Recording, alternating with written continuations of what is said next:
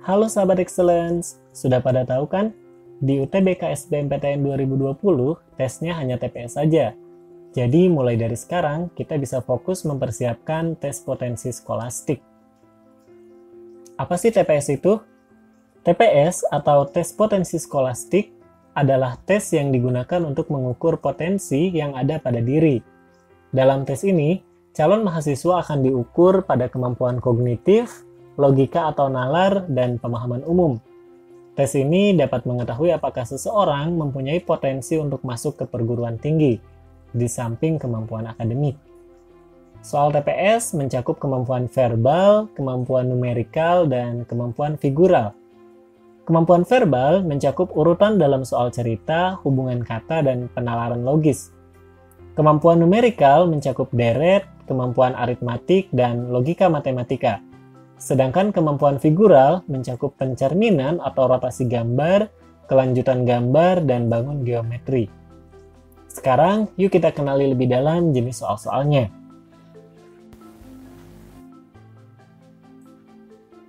Topik yang pertama yaitu kemampuan verbal dengan jenis soal urutan dalam soal cerita.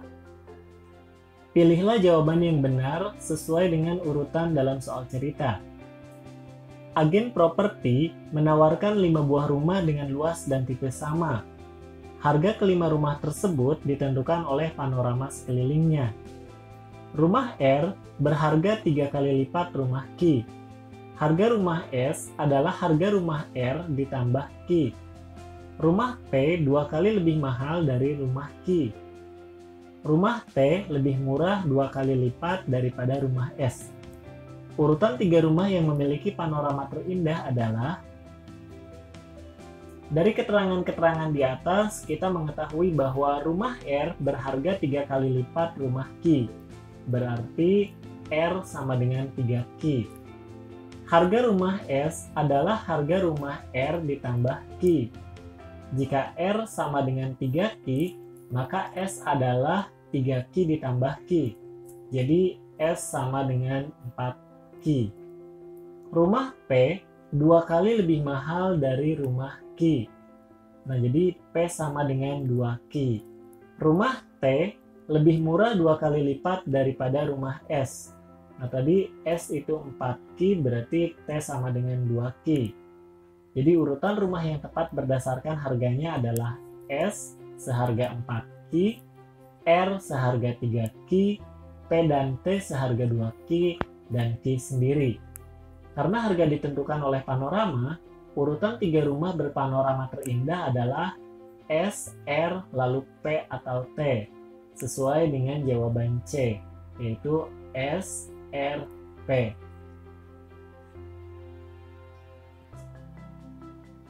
Pertanyaan selanjutnya, sebuah pos satpam biasanya diisi 2-3 personel secara bergantian oleh Pono, Supandi, Mursid, Daniel, dan Waluyo.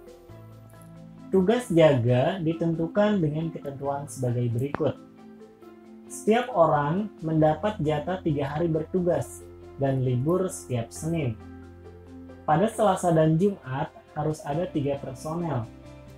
Pono bertugas selama 3 hari berturut-turut, termasuk Jumat. Daniel tidak bertugas di hari Minggu. Hari tugas Supandi dan Mursadi berselang-seling. Waluyo selalu bertugas bersama Supandi. Jika Mursid bertugas pada Rabu, manakah pernyataan yang tepat? Ini adalah tabel pembagian tugas para satpam tersebut. Nah, di soal di sana dinyatakan jika Mursid bertugas pada Rabu, manakah pernyataan yang tepat?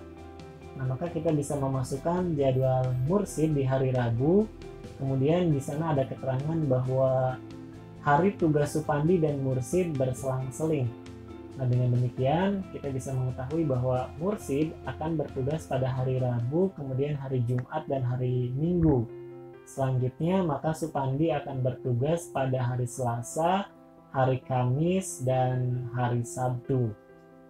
Kemudian di keterangan berikutnya yaitu Waluyo selalu bertugas bersama Supandi. Nah, dengan demikian hari Selasa akan diisi oleh Supandi dan Waluyo, demikian juga hari Kamis dan juga hari Sabtu. Pada keterangan selanjutnya yaitu Pono bertugas selama 3 hari berturut-turut, termasuk Jumat. Tadi kita mengetahui bahwa pada hari Kamis sudah terisi oleh Supandi dan Waluyo, sehingga Pono tidak mungkin bertugas pada hari Kamis.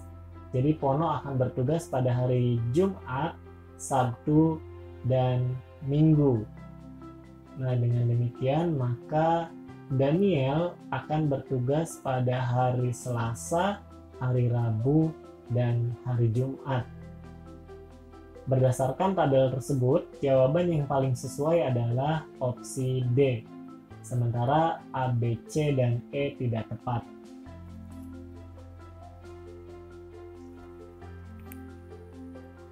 Topik yang kedua, kemampuan verbal dengan jenis soal hubungan kata. Contoh soalnya yaitu titik-titik, titik 2 pepohonan sama dengan ladang titik 2 titik-titik. Hubungan yang tepat untuk menyubstitusikan tanda titik 2 adalah kata ditanami. Sehingga jawaban yang tepat adalah B. Hutan ditanami pepohonan seperti halnya ladang ditanami palawija. Contoh selanjutnya yaitu file titik 2 titik-titik sama dengan keberhasilan titik 2 titik-titik. Menurut Kamus Besar Bahasa Indonesia, file berarti dokumen. Oleh karena itu, hubungan tepat untuk menyubstitusikan tanda titik 2 adalah frasa bersinonim dengan, sehingga jawaban yang tepat adalah D. File bersinonim dengan dokumen, seperti halnya keberhasilan bersinonim dengan kesuksesan. Topik ketiga, kemampuan verbal tentang penalaran logis. Contoh pertanyaannya, semua siswa kelas 5 mahir bermain kelereng. Tidak ada siswa kelas 5 yang mahir bermain kelereng dan layang-layang sekaligus. Anggi mahir bermain layang-layang. Mana pernyataan yang sesuai dengan 3 premis di atas? Pilihan paling sesuai adalah E. Karena dari premis 1 dan 2 diketahui bahwa semua siswa kelas 5 mahir bermain kelereng dan tidak mahir bermain layang-layang.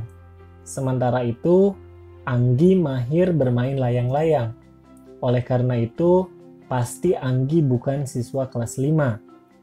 Jawaban A, sebagaimana siswa kelas 5, Anggi pun mahir bermain kelereng, bertentangan dengan premis 2. Bahwa tidak ada siswa kelas 5 yang mahir bermain kelereng dan layang-layang sekaligus.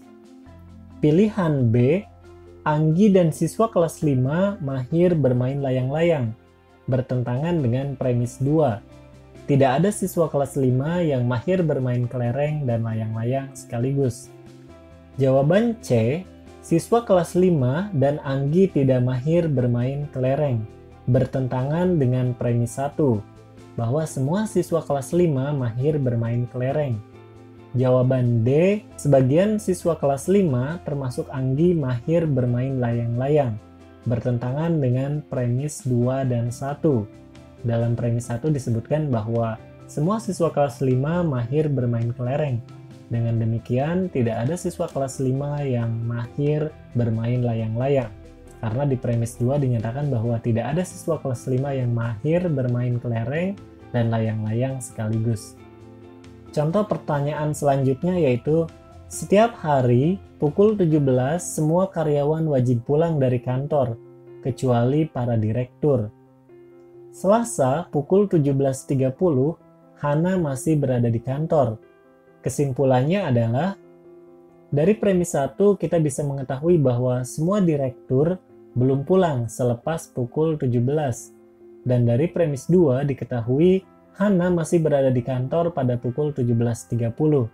Jadi dapat disimpulkan bahwa Hana adalah direktur atau petinggi perusahaan. Oleh karena itu, jawaban yang paling sesuai adalah D. Topik keempat yaitu kemampuan numerikal dengan jenis soal deret. Contoh soalnya yaitu 1, 5, 9, 25, 27, 125, 81, 243. Dari soal tersebut, kita bisa mengetahui bahwa deret tersebut merupakan deretan angka yang diselingi oleh satu angka. Nah, jadi di sana angka ke-1 berhubungan dengan angka ke-3, angka ke-5, angka ke-7, dan angka ke-9. Sementara angka kedua berhubungan dengan angka ke-4, angka ke-6, angka ke-8, dan angka ke-10. Nah, kita bisa memperhatikan bahwa dari angka ke-1 dengan angka ke-3, kemudian dengan angka ke-5, itu merupakan pengalian dengan angka 5. Nah, 1 dikali 5 sama dengan 5, dikalikan dengan 5 sama dengan 25, kemudian dikalikan 5 lagi menjadi 125, dan dikalikan 5 lagi 625. Maka angka setelah 81 yaitu 625. Kemudian, berapakah angka kedua? Nah, kita bisa melihat dari angka ke-4, angka ke-6, dan angka ke-8. Nah, angka keempat yaitu 9, kemudian angka ke-6 yaitu 27, angka ke-8 81. Nah, itu merupakan pengalian angka sebelumnya dengan 3. 9 dikali 3 sama dengan 27, dikalikan dengan 3 sama dengan 81, dikalikan dengan 3 yaitu 243.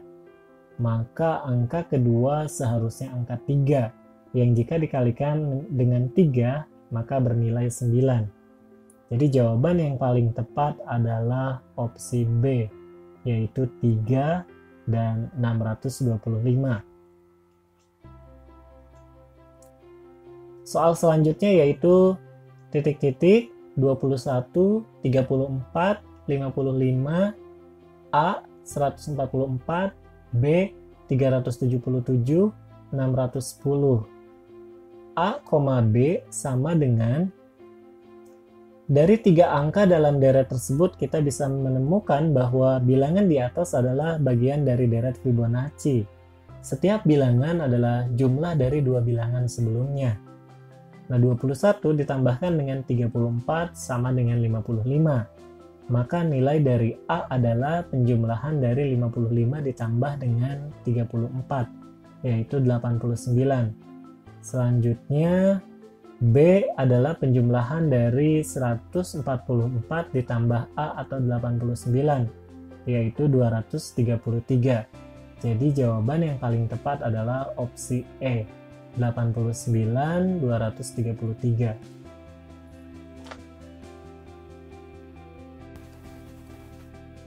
Topik kelima, kemampuan numerikal dengan jenis soal kemampuan aritmatik. Pertanyaannya yaitu, jika X ditambah Y ditambah Z sama dengan 18, dan Y dikali Z sama dengan Y kuadrat ditambah Y, berapakah X ditambah 2Y per 2? Nah, dari pertanyaan tersebut, kita mengetahui bahwa Y dikali Z sama dengan Y kuadrat ditambah Y. Y kuadrat ditambah Y sama dengan Y dikali Y plus 1.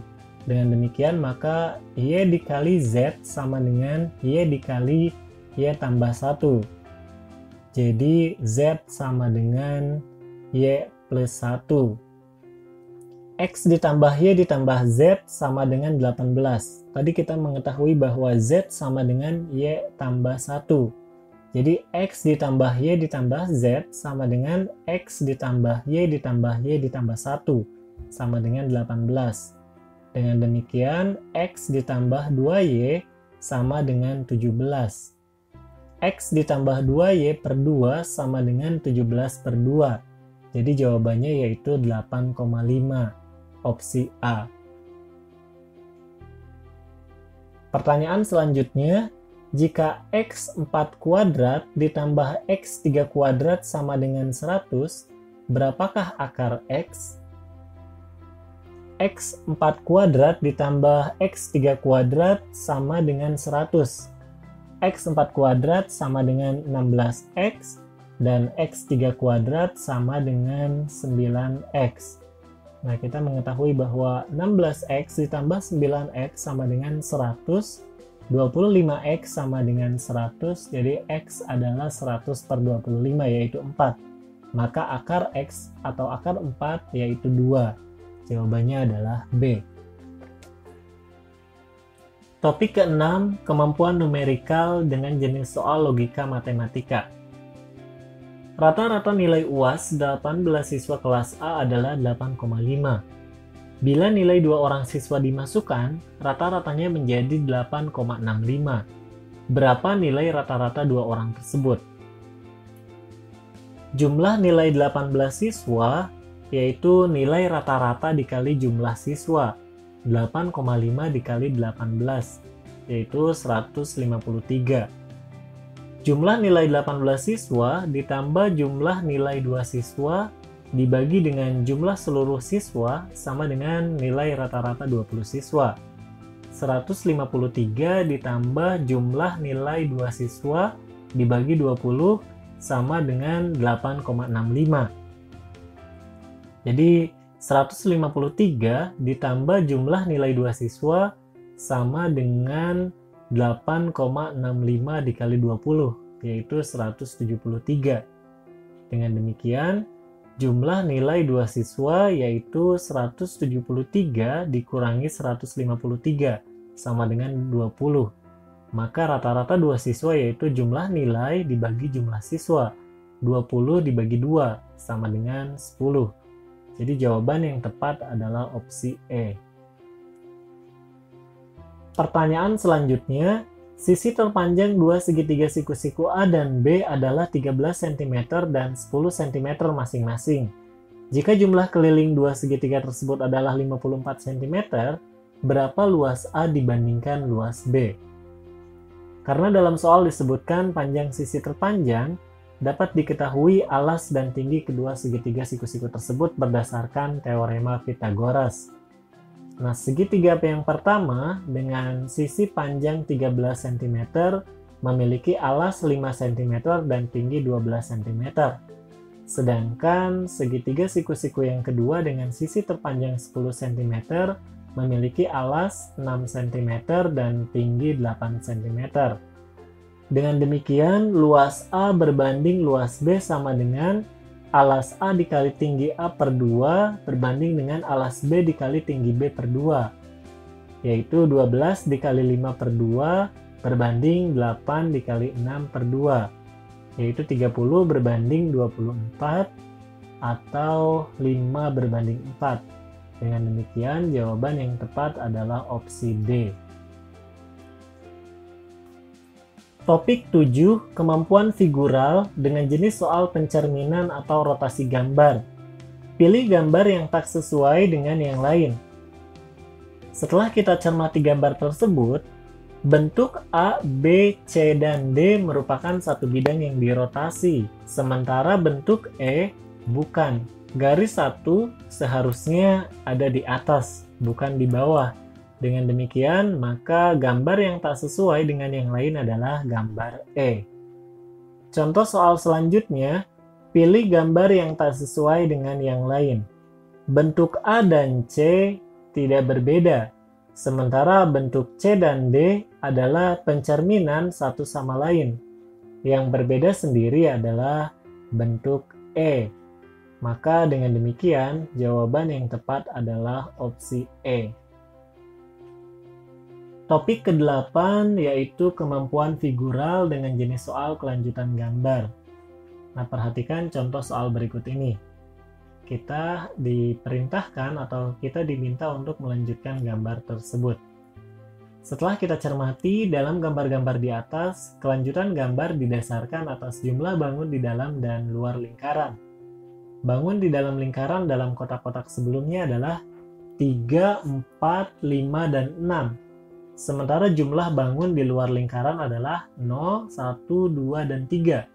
Oleh karena itu, gambar selanjutnya adalah kotak berisi lingkaran dengan bangun di dalam lingkaran berjumlah 7 dan di luar lingkaran berjumlah 4. Gambar tersebut bisa kita temukan di opsi B. Pertanyaan selanjutnya, Setelah kita cermati, gambar-gambar domino di soal memiliki satu kesamaan, yaitu jumlah titiknya adalah 4. Jadi gambar domino selanjutnya juga harus memiliki 4 buah titik. Hal itu bisa kita temukan di opsi D. Jadi jawaban yang paling tepat, gambar selanjutnya untuk melengkapi gambar-gambar di atas yaitu opsi D. Topik ke-9 yaitu kemampuan figural tentang bangun geometri. Nah, berikut adalah contoh soal tentang bangun geometri. Di sini kita diminta untuk mengurai sebuah bangun geometri. Nah, setelah kita perhatikan, bangun segi 5 di atas akan lebih mudah diurai dengan menandai bagian atap dan alasnya. Nah, kita tandai atap dan alasnya, sehingga jaring-jaringnya akan lebih mudah diurai sebagai berikut. Jika diurai, jaring-jaringnya sesuai dengan jawaban opsi D. Contoh selanjutnya, kita diminta untuk menentukan jaring-jaring dari gambar bangun tersebut. Nah, untuk lebih mudahnya, kita bisa menentukan titik-titik persinggungan seperti ditandai pada gambar berikut. Sehingga diperoleh jaring-jaringnya seperti ini, yaitu jawaban opsi B. Oke sahabat Excellence, demikian adalah video perkenalan tentang tes potensi skolastik. Nantikan 9 video lebih detail dan lebih mendalam tentang topik-topik yang telah kita pelajari.